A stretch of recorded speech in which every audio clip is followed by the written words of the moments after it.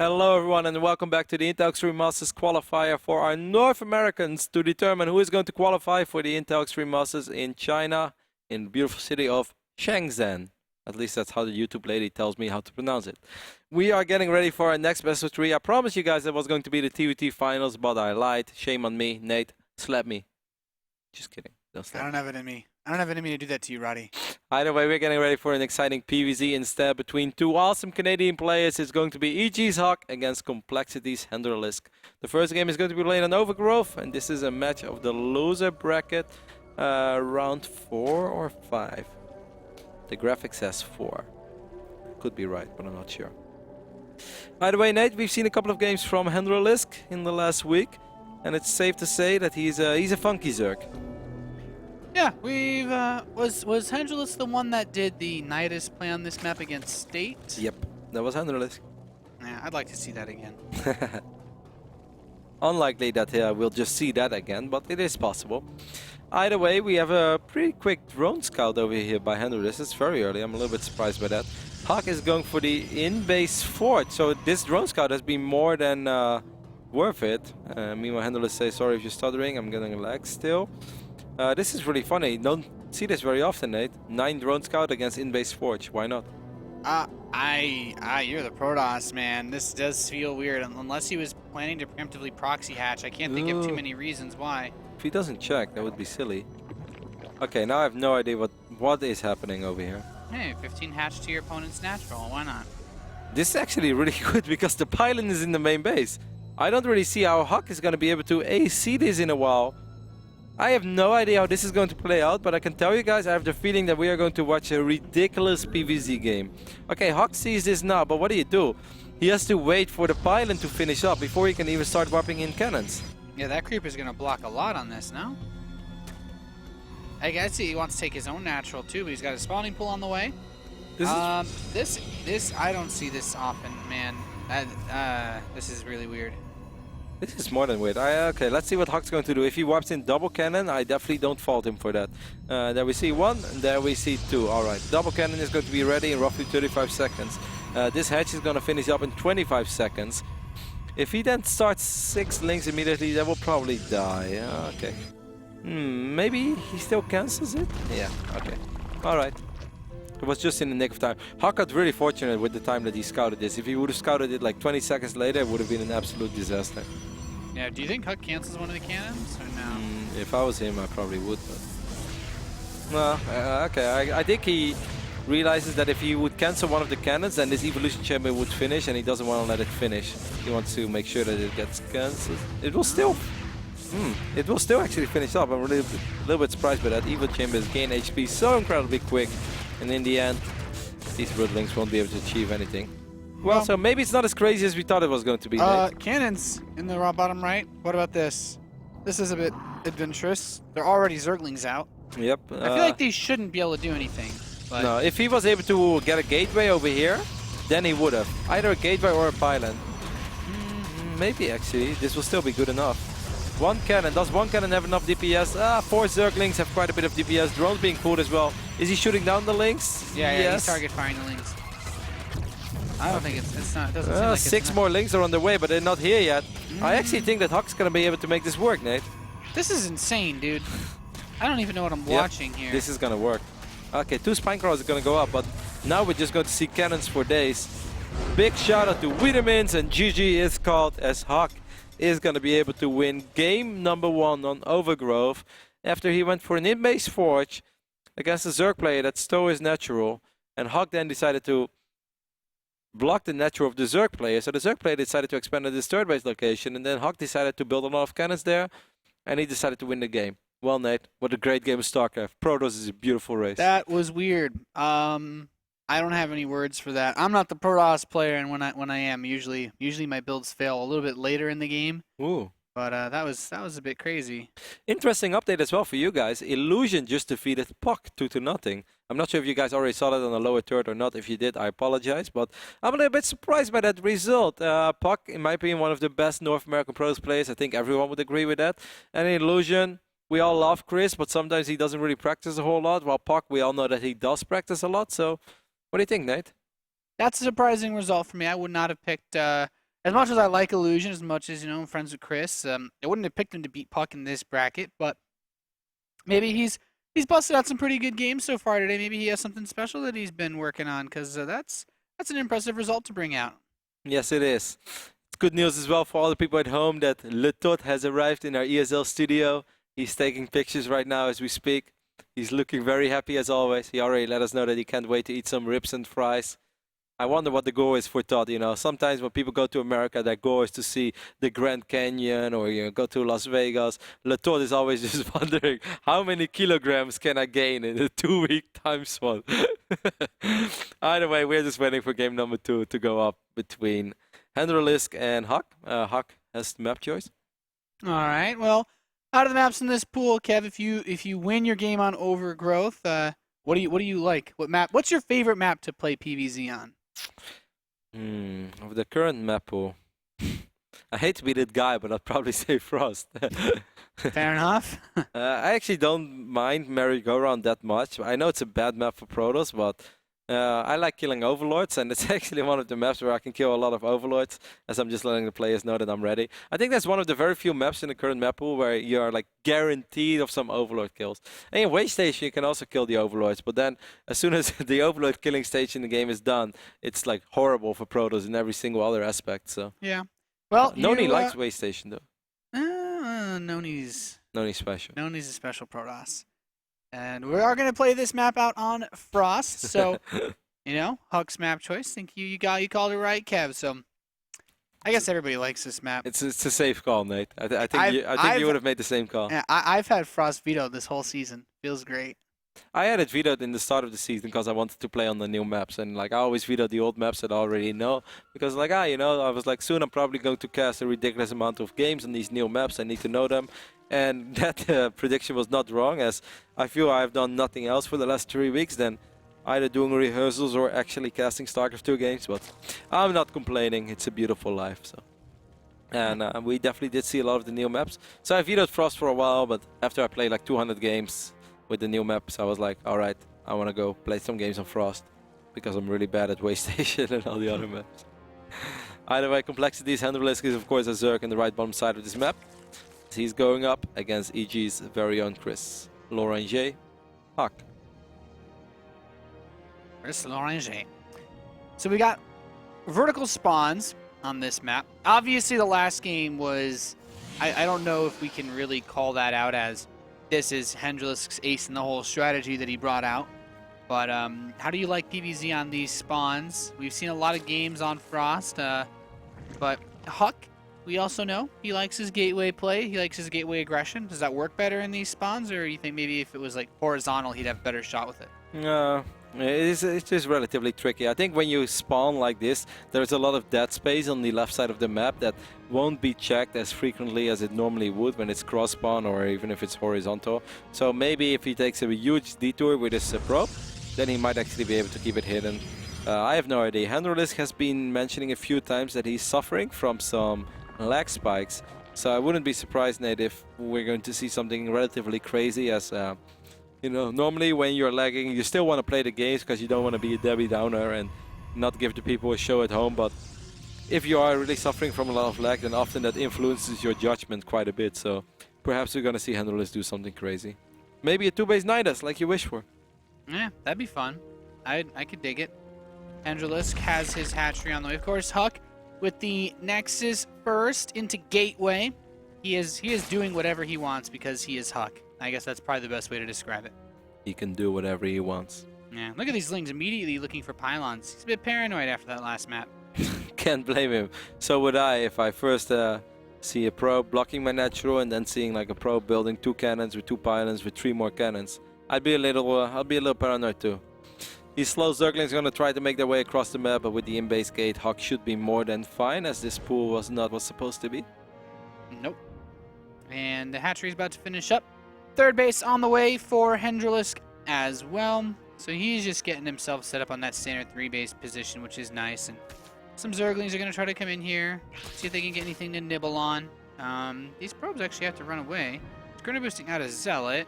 He doesn't have his mothership core. I must say I'm a little bit surprised that it's a double Zealot opening over here by HuK. I feel like we've almost seen that before. Of course, against 6 He Zergling. went Forge before his Cybernetics core too, so he can't even get a mothership core. He only has Zealot. He can only make Zealots. You are right. That's weird. I mean, I saw the Forge being warped in, but I thought it kind of... Okay, he's going to trap all these slow Zerglings. I mean, he's still up 6 workers, but...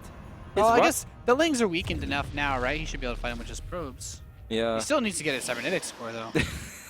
Eventually, you would. Did he think his Forge was the Cybernetics? Like, I don't know. I've seen too many things in this. 5 minutes and 20 weeks. seconds. Cybercore is extremely late, considering the fact that this was like Nexus into Gate. But I don't know. Who am I to question Laurent Chris? Fair enough. As his Twitter handle likes to say. I think from now on we should just call everyone by their Twitter handle. I think that would turn into great things. +1 is at least going to be a lot quicker this game than it normally is. When you open up like this, there are still 2 happy little Zerglings running around in the main base of Laurent Chris. There are 2 adventurous Zealots over here on the south side, and there is only Queen, so this could actually be a little frustrating. There's one more Queen on the way, but I believe that Queen will spawn over here. No, it's actually going to spawn in the main. So we'll see what these 2 Zealots will be able to achieve. Yep, they're getting inside that mineral and drones, trying to pull away as much as they can. And I like this actually drone drilling against the Zealot. Surprisingly effective.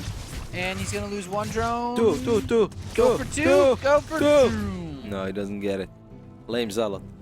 Yeah, well, he tried. Such You still get a silver medal, right? Something like that? I wouldn't give him any medal. I'd give him a copper medal. Go back to Copper League, you Zealot. See, one more gate being wiped in. This is just the strangest build. This is like in-base gate, 2 Nexus, 2 gate. No, 2 Forge, 2 gate, 2 core, 2 one more gate. This is a build that I would see the AI do. This is no offense. Is it the... You're a fantastic so Protoss. what would you call it? The and a gate build? Build a Nexus and a gate. Build a Forge and a gate. Build a core and a gate. I have no idea where HuK's going to go with this. He has money to make either a lot more gates or to make a Twilight. Why not? And then I guess he wants to go up to 3 bases as he already had a probe sent out. It's just hard to secure 3 bases without warp gate technology. And his warp gate is so late that he can be very fortunate with the fact that Hendralisk decided to never upgrade Zergling speed up to this point. It's actually going to make it a little... It's gonna be a little bit I'm just rough. joking. Yeah. What I tried to say is that it's going to make HuK's life a little easier securing an additional base. Man, that must have sounded so sad. Like I was an old man who was like gasping for air. Like, oh, trying to. This will be like my last dying words before I go and leave this world. I'm still casting a game of StarCraft. He's trying to go for famous last words. But at what cost? And then I just faint and peacefully go to a better place. That would be amazing. Right. In like 55 years or something. Yeah, 65. Not today. No, not today. Third Nexus on the way for a HuK. +2 attack starting. And ooh, Ventral Sacks, Roddy. Banelings perhaps again. We've seen Hendralisk do this and it's a really fun style. He should really start producing units now, by the way, because this hit squad. Currently, Hendralisk is sitting at 9 army supply, and there's 9 minutes in this game that have gone by. So that's 1 army supply per minute. That means that he's not been macroing like a beast. He has been getting a lot of workers out. HuK is actually just like doing the old in-control move where he just runs out and he scares the Zerg. And the Zerg was sure as hell scared, but he was also going to make units regardless because he had 66 drones and no units yet. But in the end, you know, because of the creep and there's no Warp Prism, no Observer, no Pylon, in the end, Hendralisk would have stabilized there. But if HuK would have ran straight into the natural, that would have been really annoying with force fields. Yeah, that definitely would have been. I mean, you know, he's got I like the +2 blink setup. I always love this with Immortals and lots of Stalkers, and that might just be, you know, my inner Puck fanboy speaking, but I feel like there's just so much that you can do with these armies, and HuK has shown he's really good with it as well.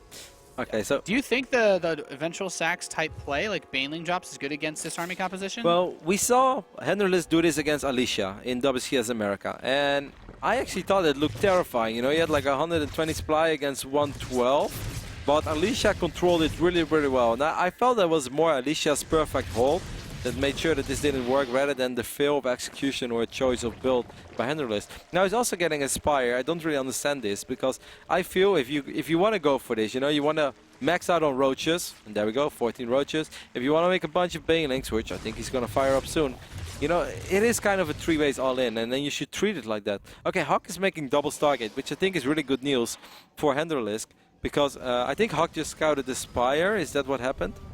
Where's the Spire? I think it's hallucinated Phoenix. Yeah, it's right no, on the left side of the main. He didn't see the Spire. Oh. I think he's just expecting it because he has seen so few units. Yeah. Anyway, I feel if you do this as Hendralisk, then you should just go absolutely all out. You know, just go damn crazy with your Banelings, with your Zerglings, and with your Roaches. Just go ham. Yeah, he should really go ham. Either way, this time it's not as much army supply as the last time. There was like 120. He's also getting Hydra then during all this. I just don't really understand this. Maybe it's just for economic damage. We'll see. These are all Roaches. Where are the Banelings at? Okay. They're in the Overlords. Where's he gonna drop this? He's gonna drop the Roaches I'm not sure how I feel about this. Oh, okay. One Overlord killed. Two Overlords killed without dropping anything. Yeah, I feel pretty bad about this name. I'm sure how I feel about this now. The Banelings might do some damage over here on these sentries as Roaches being dropped, but there are so many Immortals, and Hendralisk just lost 12 Roaches before this even started. Okay, this is going really bad. This just fell flat on its face. Yeah. It's always cool in theory. You're like, drop the Banelings, and then it's, yeah, well, Protoss units. Man, that could not have gone any worse for Hendralisk. Yeah, no, and he's also going to lose a lot of Overlords, too. He's going to lose all these Overlords. Any survivors to tell the tale? No. I don't think this is a tale that you even want to tell your forces at home anyway. Would be really bad for the morale. You think Hendralisk would have just executed them before they reached the rest of the army? Yeah, he would just send them back into Photon. Just don't tell anything to the Banelings at home. Nobody, because they will refuse my orders. If I was HuK, I would just march across the map now with my Blink Stalkers and have a good time. And say, hey, look at this. He had like this cute little setup for this cannon, and he forgot to make a cannon. Hey, he's got those two cannons on the high ground. It's really adorable. Yeah, that's cool. But this is normally like where you expect a cannon. Yeah. Oh, well, there you go. Still fits. Ah. How do you do it? It spawned over here, and then he pushed it out with the cannon. Miracles. Man, HuK. Oh, he's going to work with some Zealots. And the high ground cannons are doing a reasonable job of defending. And the Zealots, of course, as well. Not much to be messed with. And Hendralisk, he's rebuilding a lot of those lost Overlords while he moves into Hydralisks. But getting out enough to fight this. Do you think HuK needs to be so passive right now, or is it just in case? Yeah, I mean, you'd rather be safe than sorry, right? Is he still worried about that Spire? Yeah, but I don't know. HuK has a good enough understanding of this game to realize that you cannot just make 24 Overlords, research drop, make a bunch of Banelings, and then still have money for a big Muta switch. That's just not going to happen. You know, Zerg is pretty sick, but it's not that sick. So I think HuK is just playing this very safe. Let's not forget, tournament live on the line in this series. If HuK wins this match, he will move on to the next round where he might play against Violet. Is that correct? I think so, yeah. I think the winner of this series plays Violet. That's going to be really cool because they've played against each other multiple times. In WCS America, also at Lone Star Clash, and they've had close series against each other. Not in WCS America, in Red Bull Battlegrounds, excuse me. And they also both qualified for the Battlegrounds North America. HuK Violet is turning into a real interesting rivalry. And today we're going to add another part to that chapter. Did you see that Hydralisk? This got picked up by this Overlord, but it's still good. I really don't know. That's some drop micro you don't see very often, Roddy. I just don't know what to say about this game anymore, guys. 6 gateways finishing up. HuK is going to have an explosion of production. Of course, the one thing that is kind of nice is the creep spread, so you can't really get... I guess HuK doesn't even want to move out. Like, he's... I don't know. Yeah, but it's okay because time is normally in Protoss' favor on this side, in this phase in the game, and it still is. Those 18 Hydras are a little devastating, but we have plenty of Storm to work with, and we all know that Storm does terrible things with Hydralisk. Leaves them with like 2 HP. If they why? I'm not sure why HuK is getting like 44 cannons. I think he is that scared of mutas. Okay, he is that frightened. I mean, there's 2,000 gas and 2,000 minerals banked up, so... Yeah, like the more... Okay. You know, the only way he could still lose... I mean, he does have Phoenixes already as well. He does Stargate. I like to imagine a world where HuK can lose his game. I'm not really seeing it. He's even getting a Fleet Beacon now.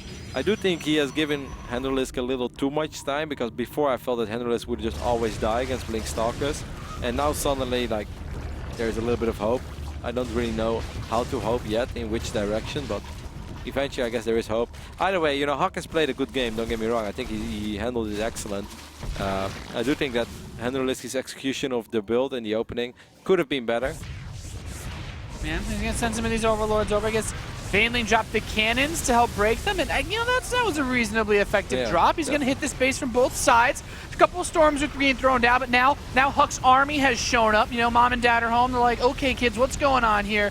Photon overcharge activated, and I mean, this army is just too strong, Roddy. HuK lost a lot of high Templars over here, though. Of course, I do think that HuK's going to clean up this army. Don't get me wrong. But he has lost a lot of expensive units. Eventually, he will push up these Hydras back on the right side. And Hendralisk is trying to remax, but you know, right now he's only down 22 army supply. But of course, the Phoenixes are still here. There's a War Prism as well. It's taking damage from something. I have no idea what that was. Queen? Yeah, but that Queen was pushing out damage like it was 4 Hydras shooting at that Prism or something. The Queen on steroids, man. Super Saiyan Queen. And yeah, I guess the Phoenix taking some damage. Some observers taking damage. HuK has too much. There's too much Protoss over here. And it seems like our EG Protoss will move on to the next round of the lower bracket. And he is still in the running to be America's next superstar at the Intel Extreme Masters in Shenzhen. Yeah, let's see. Is the last defensive attempt. Baneling's getting dropped on Zealots. That's cool. He's doing it really well, but there's just too much Protoss. Yeah, this is just too rough. I have to agree. I mean, just look at the number of Immortals. There's 5 here. How very often do you see that? Look at the drones coming from behind, like that's cool. Oh, the drones are actually going to get their little mandibles around a High Templar too. But I don't know, I mean, it looks cool, I guess. That's about it. All of these Immortals live up to their name and they will not die, as GG is called. And HuK will move on to the next round and is still in the running to represent North America and of course EG, Canada, and USA as well, as he's a little bit of both. Yeah, at the Intel Extreme Masters in China. He's going to need to break out some pretty heavy hitting builds for his next series, of course. A very good PVZ, but you know, when we look at that series, it was a pretty weird one all around, right? In the first game, the 15 hatch to HuK's natural, and then in the next game, the Baneling Roach Ling drop that kind of didn't do anything. So I'm not sure like how much of a real picture we got of what exactly Hendralisk is capable of in a normal macro game, but maybe he felt that he wouldn't have been able to match up to HuK, so that's why he went for such, you know, far out builds. But yeah, that was a tough series for Henry. It was. Either way, we know that he's a great Zerg, and I hope to see him again participate next time in another Intel Extreme Masters qualifier. I guess for now we're going to head over to a very small break like we do between every single series, and after that we'll be back with perhaps HuK versus Violet, as that is a series that I'm really excited for, but it could also be Polt versus Massa, because I know some of the Terran fans have been waiting for that for a while. That's going to help Nate to get fired up as well, so probably a TVT series, best of 5 even, as it's the final, as it is a determining series, or this series is going to determine who is going to represent or at least take one of the slots at the Intel Extreme Masters. Stay tuned and we'll be right back.